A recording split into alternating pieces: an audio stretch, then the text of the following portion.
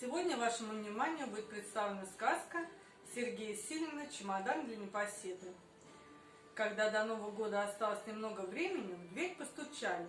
Марфуша залезла на табуретку и посмотрела в глазок. На лестничной площадке стоял старичок с большим чемоданом в одной руке и мешком в другой. Вид у старичка был подозрительный.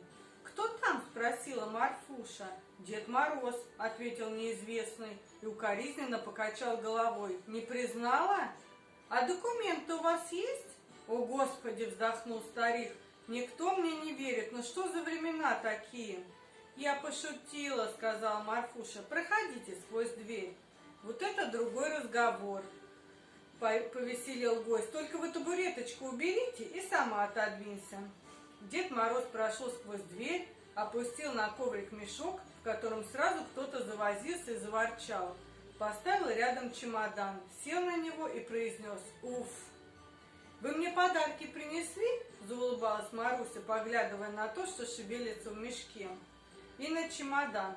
Насчет тебя ничего не знаю», – ответил Дед Мороз, снимая старые варежки. «Мешок вообще-то не сюда. А чемодан Петьке Оклахомову. Надеюсь, он здесь живет?» «Здесь», — оторопела Марфуша. «А ты кем ему приходишься?» «Дочкой». «Ишь ты!» — удивился Дед Мороз. «Как время-то бежит. А самого Петьки, значит, дома нет?» «Не Петьки, а Петра Николаевича», — поправила Деда Мороза Марфуша. «Для нас, Дедов Морозов, все равны», — сказал Дед Мороз и достал из кармана мятый листок бумаги и огрызок карандаша. «В хоккей пойди», убежал играть. «Вы что?» – возмутилась Марфуша. «Папа давно уже солидный человек. Он играет только за компьютером». «Чудно!» – покачал головой Дед Мороз, расправляя бумажку на колени. «Он мне этот подарок еще в 3 классе заказал, а сам с ребятами отправился на горку кататься.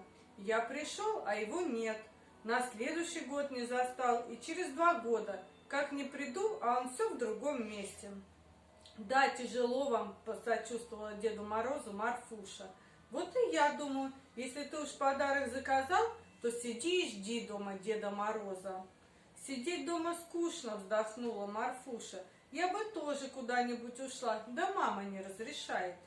«И правильно делает», — сказал Дед Мороз, протягивая Марфуше бумажку. «Распишись вот здесь, что подарок получила. Сил моих больше нет этот чемодан таскать». «А в чемодане что?» — полюбопытствовала Марфуша, расписываясь в бумажке.